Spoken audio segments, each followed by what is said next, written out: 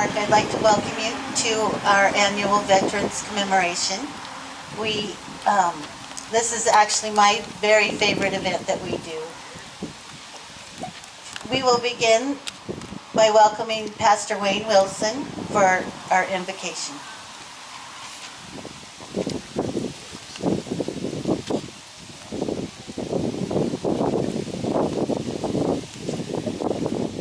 It's great to be with you this morning. Let's pray just to open our time. Oh, great God, it was to you our fathers appealed in their time of need. To you they rendered thanks for your favor and protection. So we appeal to you again this day on behalf of our brave servicemen and women who still take risks and face challenges across the globe. They're not always safe, even from our enemies on our own soil. So we ask you to protect them, encourage them, grant them success. We appeal to you on behalf of those who have done their duty, our veterans, especially those who still bear the mental and physical challenges from the sacrifices they made for our country. They took on so much for us. They risked so much, gave so much. And they did it so we will remain a free people and stand as a force for good in the world. We ask you to bless them, comfort them. Let them feel our genuine, heartfelt gratitude. We give you thanks, our Father, for such men and women who have shouldered our burdens for us. We look at them and we know we are still a great people among the nations of the earth. And may we remain so. May we always do your will, our Father. This I pray in the name of Jesus Christ. Amen. Amen.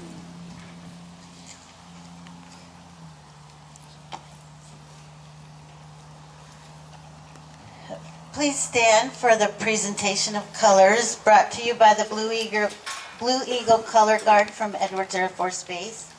Now, presenting the colors are Staff Sergeant Daniel Lederbach, Staff Sergeant Daniel Stanley, Airman First Class Anthony Reyna, and Senior Airman Ambrose Ledesma. The bugler is Senior Airman Oscar Vega.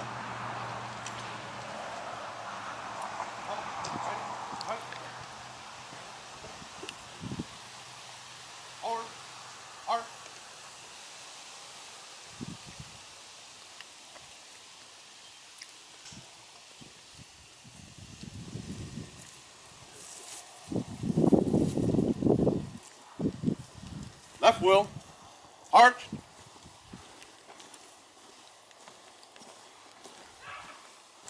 colors, hold, reset, arm,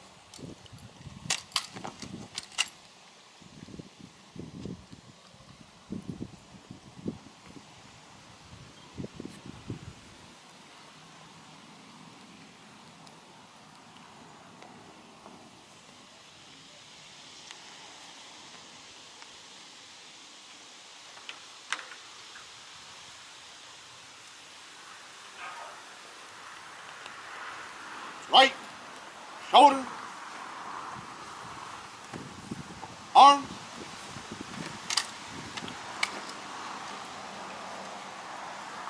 left wheel, mark time, arch, left wheel, arch, forward, arch,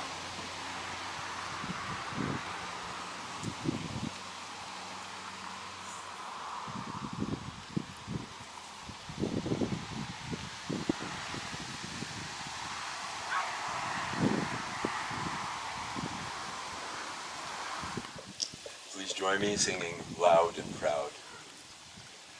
Oh, say, can you see by the dawn's early light what so proudly we hail at the twilight's last gleaming, whose broad stripes and bright stars through the perilous fight o'er the ramparts we watched were so gallantly streaming, and the rocket's red glare, the bombs burst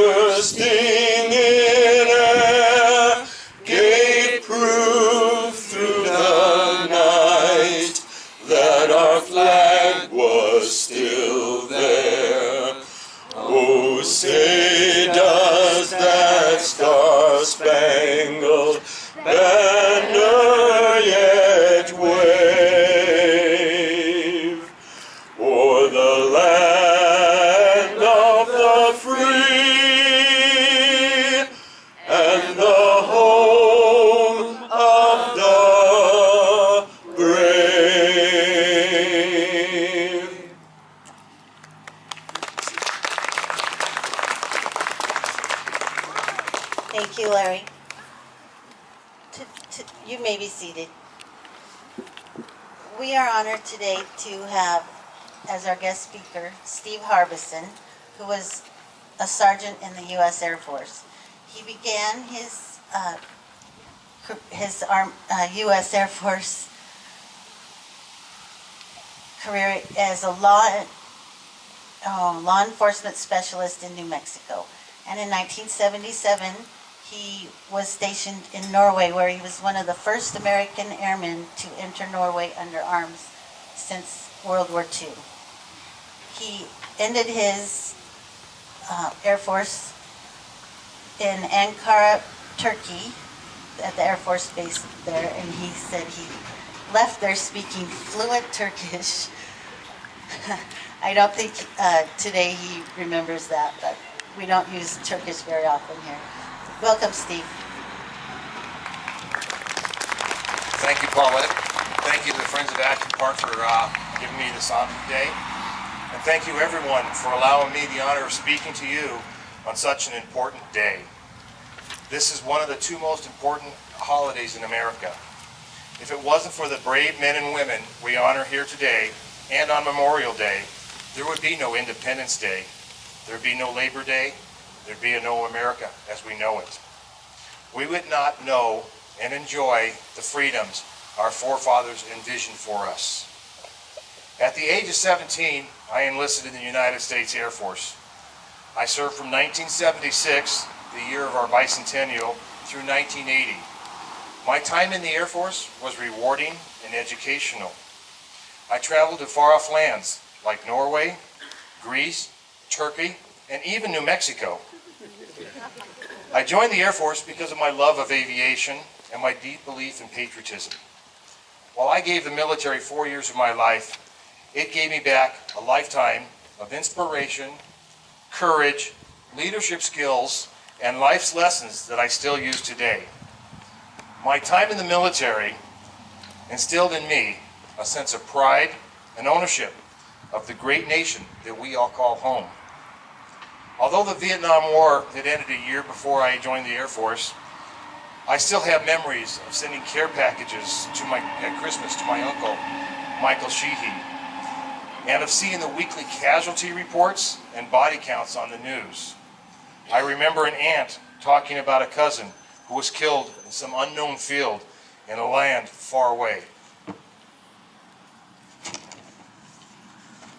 Looking back, I have been so very fortunate to have had veterans from every war since World War I touch my life. My grandfather, Thomas Carl Harbeson, fought in France in World War I, and throughout his life he suffered from the effects of mustard gas. My other grandfather, Art McCoy, left a wife and young children on a farm in Iowa to join the Navy in World War II, as did my uncles Tom and Ed Harbeson. I give special credit to my father-in-law, Major Robert W. Wade, United States Army Air Corps, and the men and women like him. He served in World War II. After the war, he came home, intent on starting a family and enjoying civilian life. Unfortunately, the Korean conflict came along and he was promptly called back to service. Again, he answered the call of duty without complaint or reservation. He returned to the military life he had thought was in his past. Many men and women like Robert Wade ended up spending their youth in the military and making it a career. Major Wade went through 3 wars in the process. He never complained of the time he spent away from his family or of the hearing loss he suffered from the noise of the loud aircraft engines droning on for hours and hours. He never spoke of the medals that he received. Instead, he spoke fondly, proudly, and often of the brave men and women he had been bonded with through the joint commitment to this great country. Whenever he spoke about his time in the military, it was always with a smile and sometimes with a little humor. I have been so greatly honored to know Danny Brooks and Donald Dickerson, both Vietnam veterans. Both of these two veterans came back from war not of their making, to an America torn apart by the strife of an unpopular war. And both have gone on in their lives to give in so many ways to so many others. Danny has donated his time for years to help at-risk youth. He has donated untold hours on various projects in the county of Los Angeles to benefit children of all walks of life. From Lancaster to East Los Angeles to Temple City and even the island of Catalina, Danny has taken the time to offer a better life to children of our communities. Donald Dickinson has gone to counsel veterans who suffer from combat trauma. He has reached out to veterans and has become their lifeline as they struggle through the effects of PTSD. Donald has truly become his brother's keeper. I had the pleasure of watching a young boy, Stephen Hernandez Jr., grow up. After 9/11, Steve joined the United States Army. I remember getting the calls from him while he was overseas. This was a young man, suddenly a young boy, suddenly a man, fighting for his country halfway around the world. I will never forget the fear and the anticipation his parents faced while they waited for his phone call after learning that Steve had been wounded by an improvised explosive device. I have come to understand that through each war we ask of these young men to fight for us, there are challenges that no other war or period of time has brought to America's finest. Each and every time, these brave men and women have risen to the challenge and surpassed our expectations.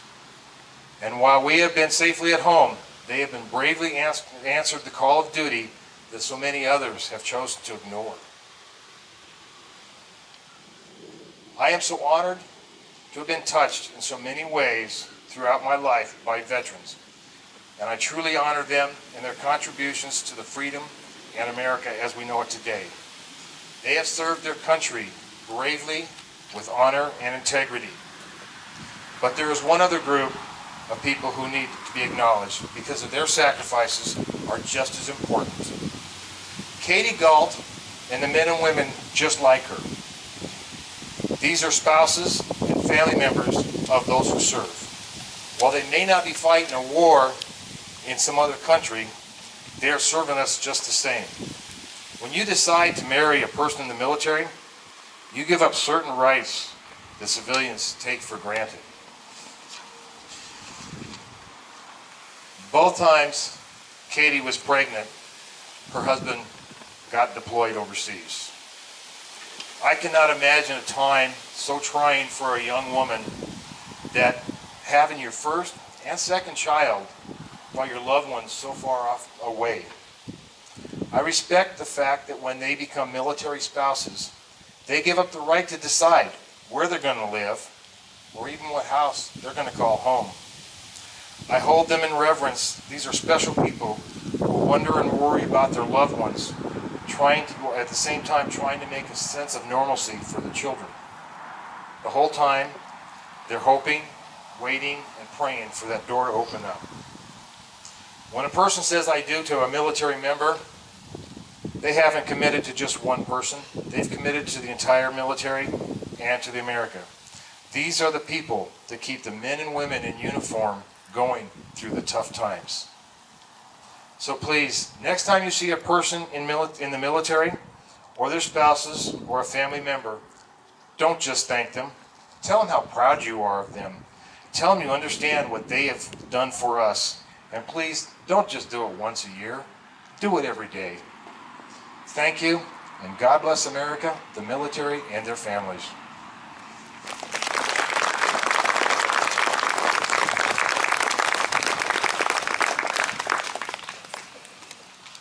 Thank you, Steve. Now, we've had a little change in our program. Scott Shorts could not join us today, so here to present the missing man ceremony is Steve Harbeson, assisted by Steve Smith. How you doing, guys? I was Air Force, by the way, and best 4 years I ever spent in my life.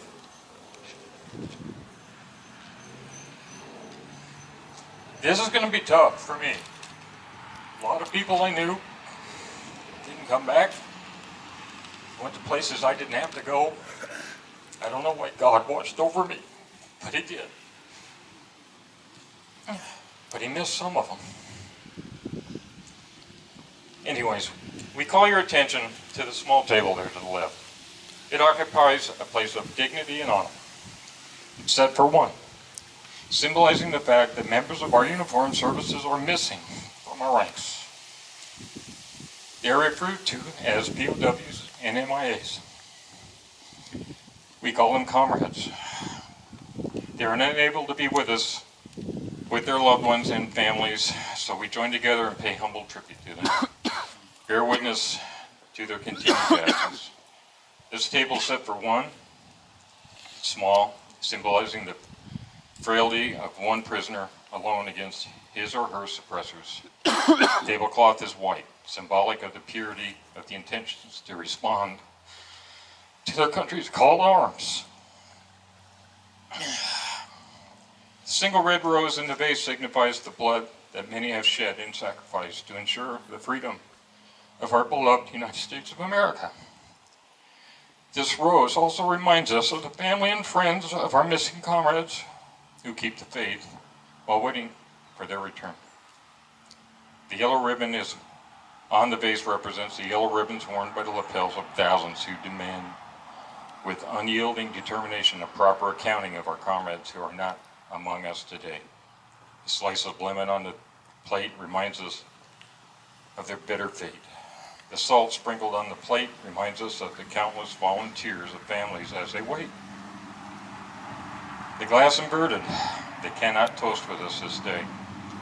The chair is empty, they are not here. The candle is reminiscent of the light of hope which lives in our hearts to illuminate their way home, away from their captors, to the open arms of a grateful nation. Let us pray to the Supreme Commander that all our comrades will be back within our ranks. Let us remember and never forget their sacrifices. May God forever watch over them and protect them and their families.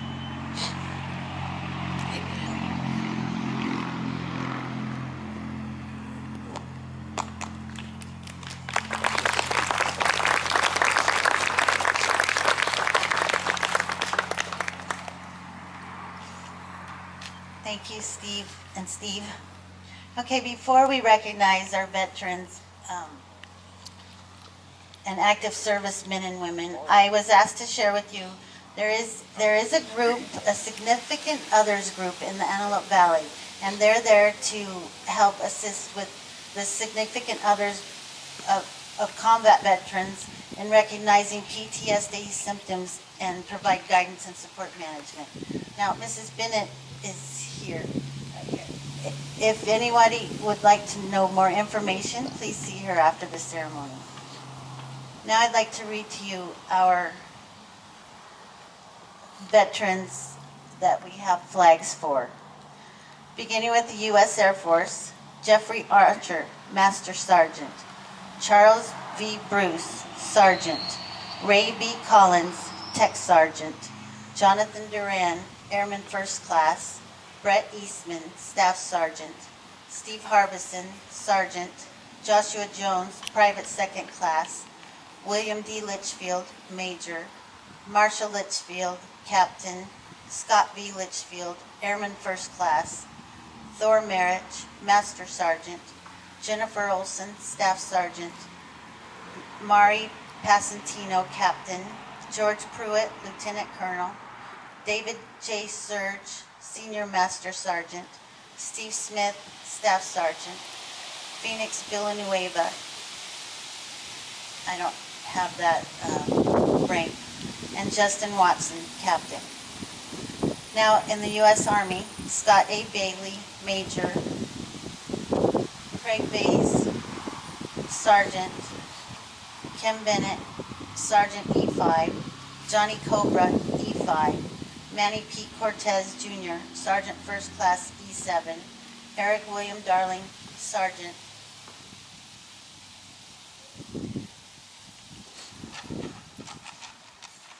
Kevin Duxbury, Staff Sergeant Ryan Robert Edgel, Private First Class, Sean Empey, Private Military Police, James Freeman, Specialist Fourth Class, Larry Hauptman, Sergeant, Brady Houle, Private First Class, Richard T. Hubbard, Specialist Fourth Class, Brandon Litchfield, Specialist, Kent Madsen, Private First Class, Heidi Murata, Salvador Olivas, Brian Packizer, Specialist, Philip Packizer, Warrant Officer, Ben Perez, Chief Warrant Officer, Jerry Peterson, Sergeant E5 Special Forces, Arpine Sarkeesian, Major, Richard Shep, Sergeant, William H. Sutton, Specialist 5, Michael Talbot, Captain, Theodoro Trujillo, Sergeant, Jonathan Wilson, Specialist, Myron L. Wolter, Specialist 4th Class, Brent Woodard, Specialist 4th Class,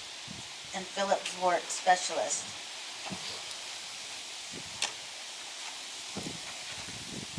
The wind isn't helping.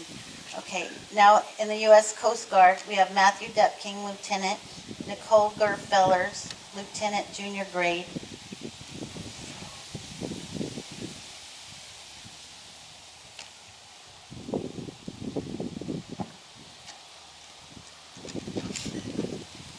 Becca Smith, Lieutenant Junior Grade, and Josh Smith, Lieutenant.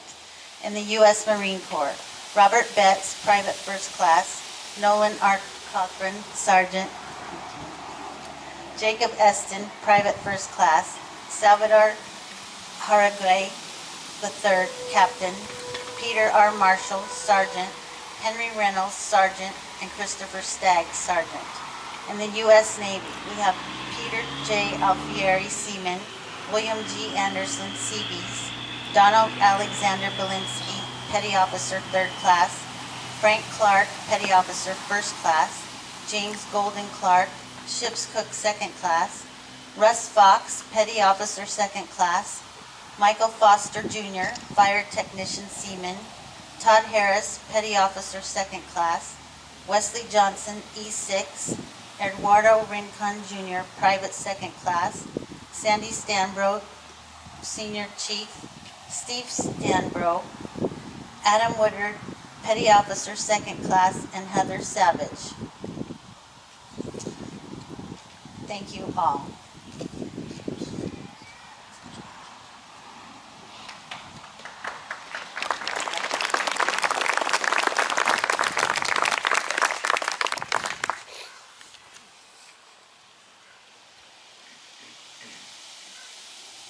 And now playing the taps. I don't have information on this. The United States Air Force.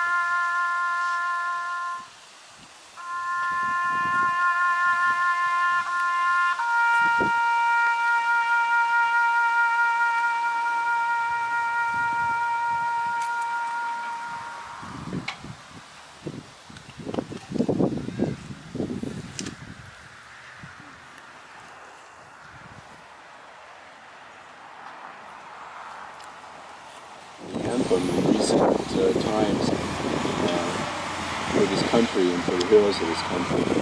And you probably all know the song, and if you do, please sing along with me. If tomorrow all the things were gone I've worked for all my life, and I had to start again with just my children and my wife, I'd thank my lucky stars to be living here today. 'Cause the flag still stands for freedom, and they can't take that away. I'm proud to be an American, where at least I know I'm free. And I won't forget the men who died, who gave that right to me. And I gladly stand up next to you and defend her still today. 'Cause there ain't no doubt I love this land. God bless the USA.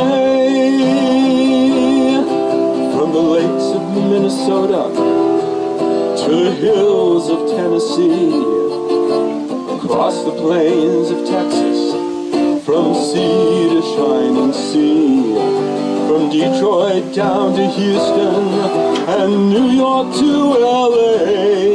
There's pride in every American heart, and it's time we stand and say, I'm proud to be an American, where at least I know I'm free. And I won't forget the men who died, who gave that right to me. And I gladly stand up next to you and defend her still today. 'Cause there ain't no doubt I love this land. God bless the USA. I'm proud to be an American, where at least I know I'm free. And I won't forget the men who died, who gave that right to me. And I gladly stand up next to you and defend her still today. 'Cause there ain't no doubt I love this land. God bless the USA.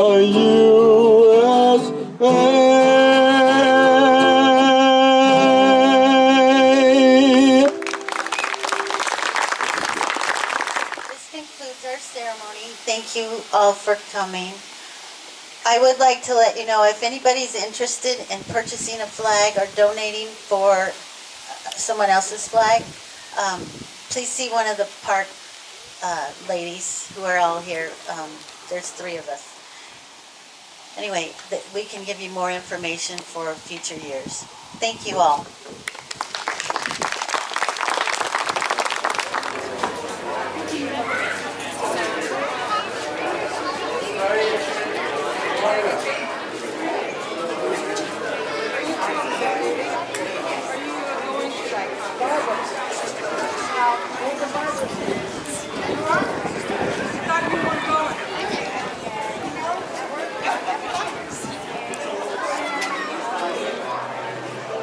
Okay, Paulette, you were checking on the flags.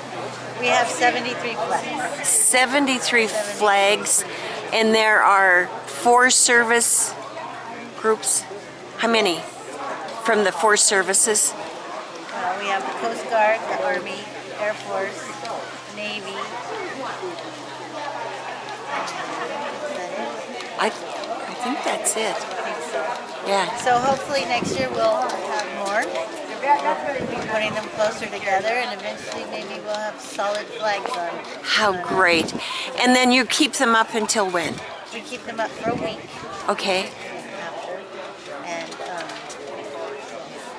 They're magnificent. they are. Yeah. It's wonderful seeing all the people that knew as children and Yeah.